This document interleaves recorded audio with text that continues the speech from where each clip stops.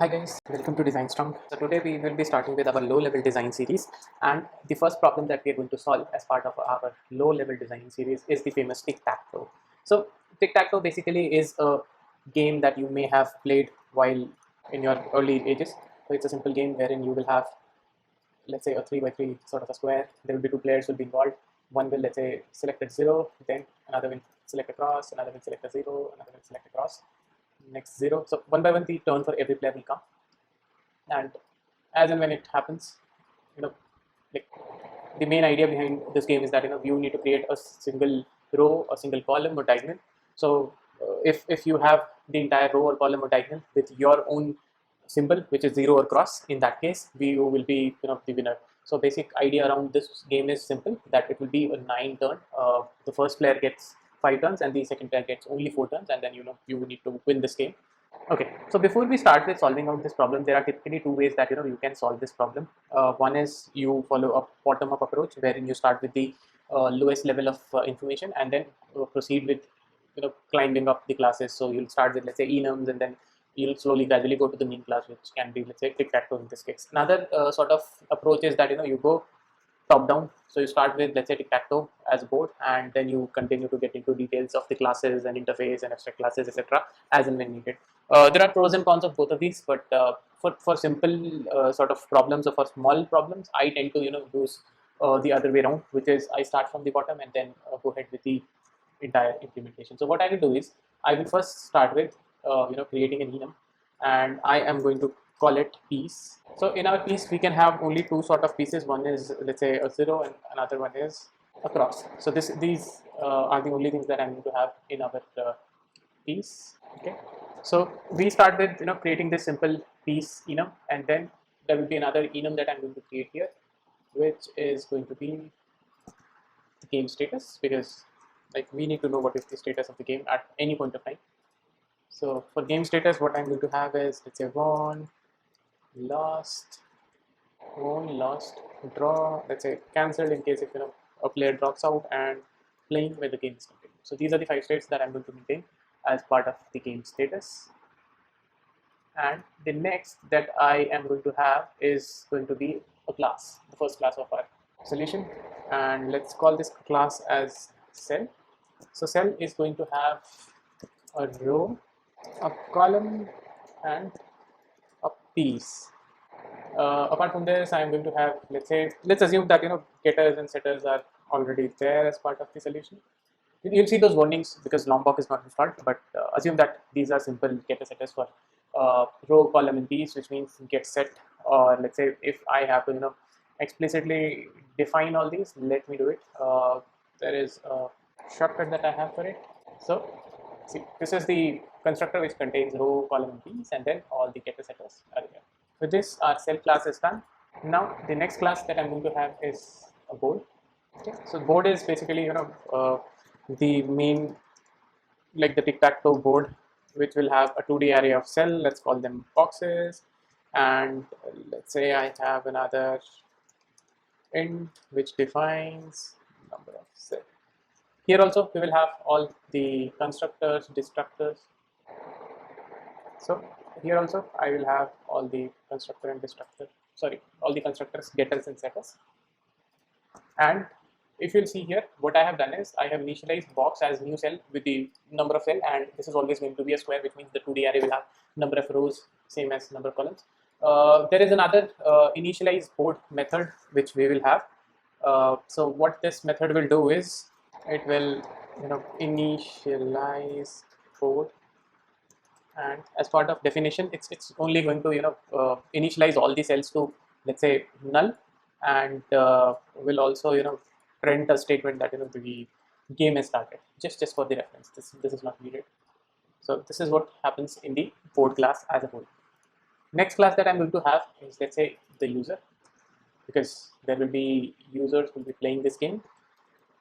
So user is the class. Let's say it has a username, and let's say user ID. So I am declaring user ID to be of type final string, and similarly we'll have all the getter setters and the constructor that we will need here. So this is the user class that we are going to have, and piece is done. Just give me that, and then there will be a player class. So player will inherit from user class, because there will be a lot of other details that I want as part of player, because I want to ensure that player has a piece. So here what I am doing is player class will be extending the user, and in the constructor what I'm doing is I'm passing all the details which are needed for users constructor, and I have a get piece which is returned, and this function ends here. So this is pretty much it from the player class. So cell is done, game is done, no, game is not done. So cell is done, game status is done, piece is done, player is done, user is done. Now we will have the main class, which is going to be the game class. So this is the main class, the game class. What I will have is I will have a board, and this is the design is based on some assumptions, like let's say that at any point of time there is one game which can happen, and then there are only two players that can play a game. The size of the game is going to be, let's say, 3 by 3, or you can control it from here as well. So what I will have is I will have an array of players, then I will have a player which is going to show who is the current player which is playing the game. Then I will have a game status, because I need to know at any point of time what is the status of the game. Then here I am going to declare some variables, and this of course is not something which you should generally do, but then just for the time constraint, we will initialize cell count as 3, so that all the games that happens here will be 3 by 3 games, and the number of players will be, let's say, in our case 2.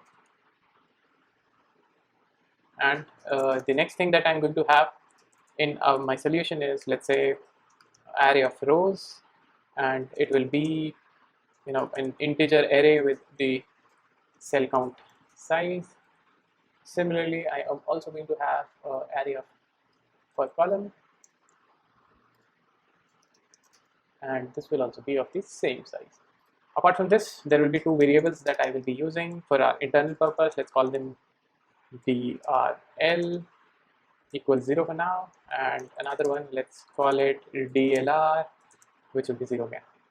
We will come back to like how and why we are using drl and dlr. Then we will have the constructor and getter setters for this game. So let's have the constructor. So in constructor, what I'm doing is I'm taking two players. So whoever is initializing the game needs to tell us who the players are going to be, assigning them to the player array. And like I said, number of players for the time purpose, I have made it to 2 only. And board, I am initializing to whatever is the count. Current player initialized as 0, and status initialized as playing. This is the set of getter setters that we are going to use. And apart from this, I am going to have a main function, which is, let's say, boolean play.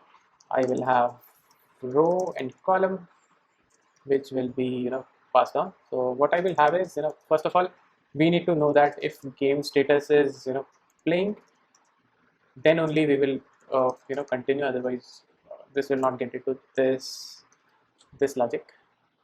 Okay, and when the game status is playing, in that case what I am going to have is, let's say, I am going to see if the move done is valid. We'll come to definition of this valid move again once we complete this class. Let's assume that there is a function which returns a bool.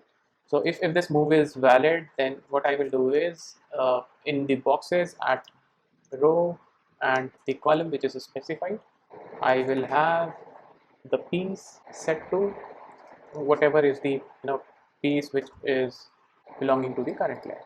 So this is applying this. Now we need to see if the player has won the game with this move.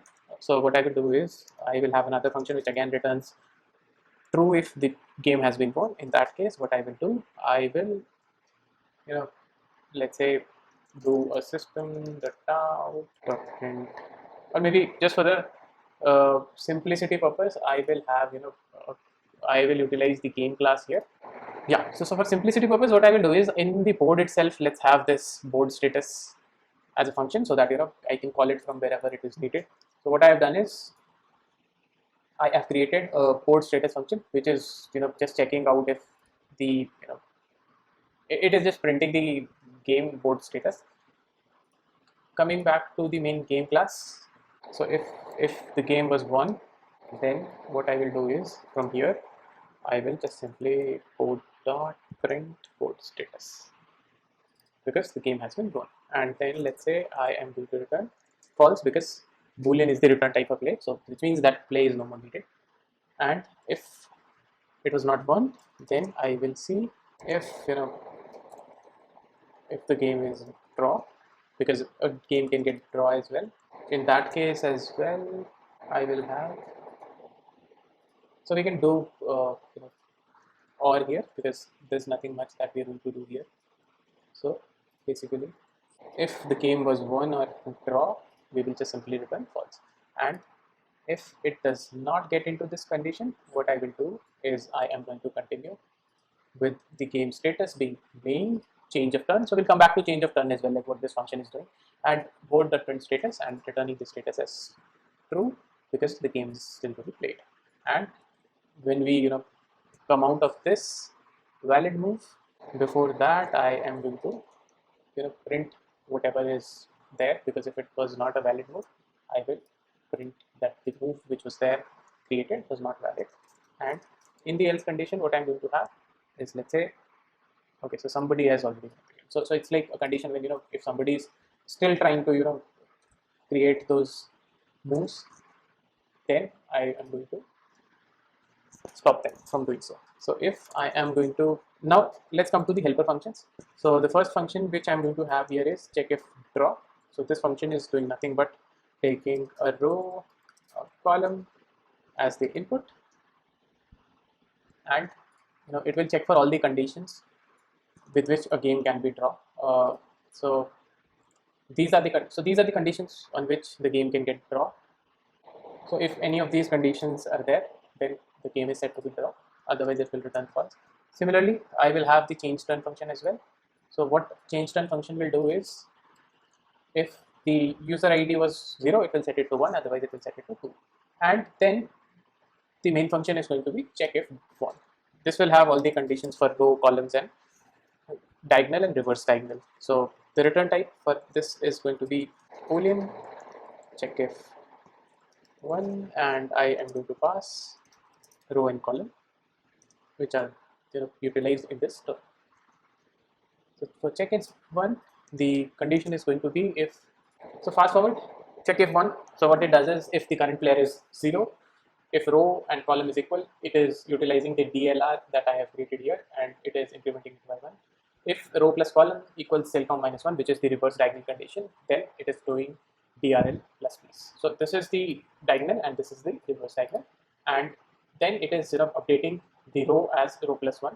And if this is if whatever is there, if row is equal to cell count or column equals cell count, in that case the current player is 1. Otherwise, if there is another condition which is row equals column, then I'm going to decrement it, and then still the second player has 1. So for simplicity, so these are just typical logical conditions.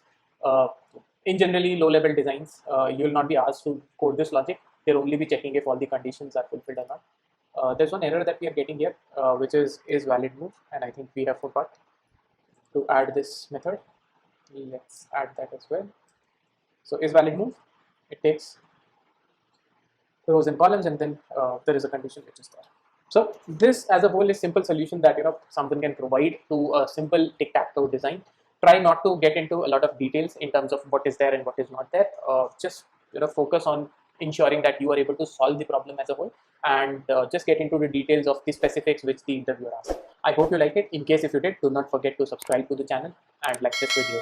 And if there is any suggestions, guys, do feel free to utilize the comment section, and we'll try to improve on that aspect. Thanks for watching, and say design strong.